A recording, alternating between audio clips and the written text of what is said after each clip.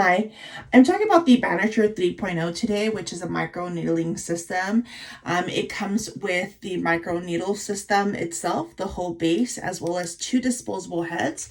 These heads, like I said, are disposable after you've used them. If you use them for small spots, whether it be your dark spots, wrinkles, acne scars, or your hairline.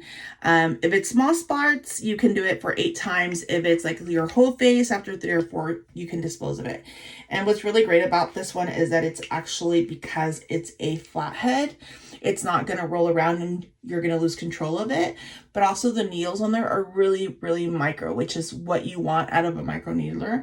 And then you can go ahead and be very specific on the areas that you want to focus on and bring about the new skin. My kit specifically came with a couple of really great things. Came with a vitamin C and E serum. It came with a vitamin C lightweight cream. It came with the fighter gel, which helps soothe my skin after I do the micro needling because it gets red and itchy with the new skin resurfacing. And it came with this pumpkin enzyme mask. Now this has really strong ingredients, so I wouldn't do these on the same day.